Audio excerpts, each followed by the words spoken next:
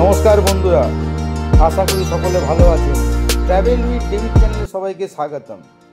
আমরা আজকে চলেছি উড়িষ্যার ভূষণেশ্বর শিব মন্দিরে। যাওয়ার পথেই পড়বে চন্দনেশ্বর মন্দির। আমরা এখন চন্দনেশ্বর মন্দিরে চলে এসেছি। চলুন আপনাদেরকে মন্দিরের ভেতরটা একটু ঘুরিয়ে দেখাই। প্রতি বছরে 14ই এপ্রিল বিশাল মেলা হয় এই চন্দনেশ্বর মন্দিরে। 13 দিন এই মেলা চলে। প্রচুর ভক্তদের ভিড় হয়। আজকে প্রচণ্ড গরম বলে লোকও একটু কম দেখা যাচ্ছে। আমাদের যেতে হবে অনেকটাই পথ, তাই আমরা দেরি না করে আস্তে আস্তে বেরিয়ে পড়ছি। আপনাদের সাথে যতটা পারলাম শেয়ার করলাম।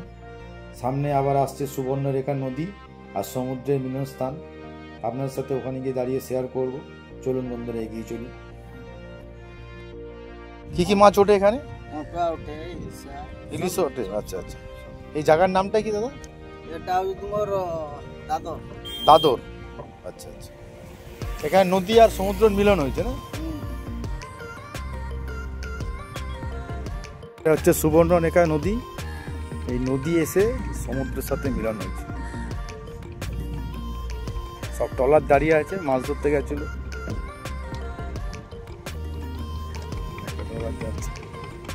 মাছ ধরে ফিরছে।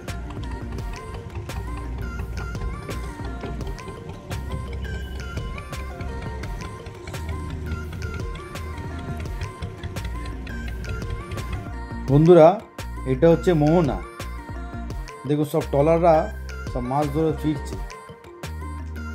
অপূর্ব এই জায়গা।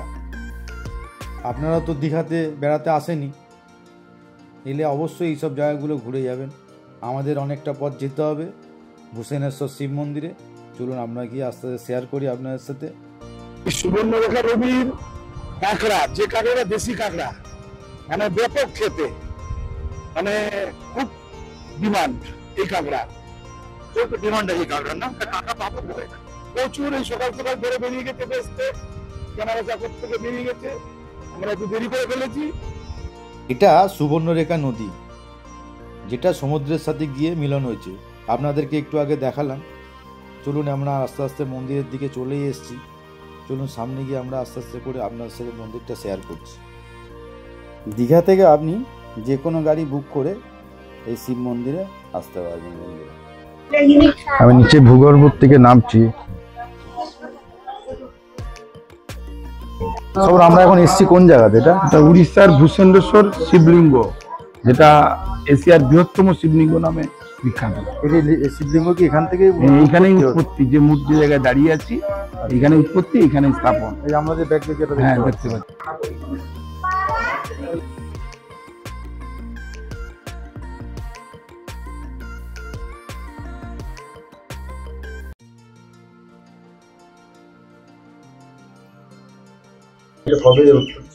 ওইটা 200-250 বছর ভিতরে এখানে মাটিতে এখান থেকে ফুটেছে। রোজই পুজো হয়? রোজ পুজো হয়। সন্ধ্যা সকালবেলা 5টা থেকে সন্ধ্যা 7টা পর্যন্ত পূজা হয়। সকালে 5টা থেকে সন্ধ্যা 7টা পর্যন্ত পূজা খোলা থাকে। হ্যাঁ, এশিয়া মহাদেশের বৃহত্তম লিঙ্গ বা ভূষণেশ্বর। ঠাকুর মশাইয়ের থেকে আপনারা শুনলেন।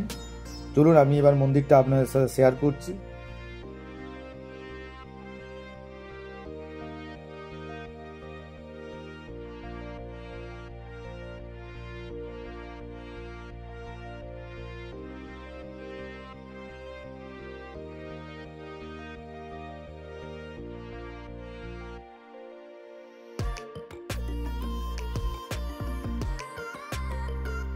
এই ভূষণেশ্বর শিব মন্দিরটি এটি উড়িষ্যার বালাসর জেলায় ভাগাড়িয়া গ্রামে অবস্থিত। আপনারা দীঘায় ঘুরতে এলে অবশ্যই এই জায়গায় আসবেন, আপনাদের খুব ভালো লাগবে। আর যদি আপনাদের ভিডিও ভালো লেগে থাকে অবশ্যই আমাদেরকে কমেন্ট করে জানাবেন। এখানে মানত করার জায়গা। এখানে যারা যারা এসছে মানত করে সবাই একটা করে ফ্যাক্টরি করে গরু ছেড়ে দিয়ে গেছে। এখানেই থাকে না এই গরুগুলো? যে যার মানত ছেড়ে দিয়ে গেছে। ও মানত করেছে যারা, তারা সব ছেড়ে দিয়ে গেছে। হ্যাঁ, মন্দির এখন তৈরি হচ্ছে চারিদিকে। পুজো দেওয়ার সামগ্রিক জিনিস আপনি বাইরে থেকে পেয়ে যাবেন। বাইরে অনেক দোকান আছে, এই আপনাদের সাথে শেয়ার করছি দোকানগুলো। চলুন বন্ধুরা আস্তে আস্তে এগিয়ে যাই, আর আপনারা কিভাবে আসবেন এখানে আমি পরে আপনাদেরকে শেয়ার করছি। মন্দিরে পুজো দিলাম, পুজোটা খুব জাঁকজমক করে হয়েছে এবং ব্রাহ্মণ ঠাকুর আমাদেরকে খুব সুন্দর বুঝিয়ে দিয়েছেন কিভাবে উৎপত্তি, কিভাবে স্থাপন, সেখান থেকে বেরিয়েছি। বন্ধুরা এই হচ্ছে সুবর্ণরেখা নদী, দেখুন আপনাদের সাথে শেয়ার করছি, দেখুন সমুদ্রের সাথে গিয়ে কীভাবে মিশছে। চলুন আমরা আস্তে আস্তে এগিয়ে যাই। নদী আর সমুদ্রের মিলন, মাঝখানে আবার দ্বীপ, ওই ঝাউ গাছগুলো দেখা যাচ্ছে। যাওয়ার সময় দেখছিলাম সব ট্রলারগুলো মাছ ধরে ফিরছে, তাই এখন চলে এসেছি বাজারের সামনে, দেখি ইলিশ মাছ পাওয়া যায় কিনা। চলুন বন্ধুরা।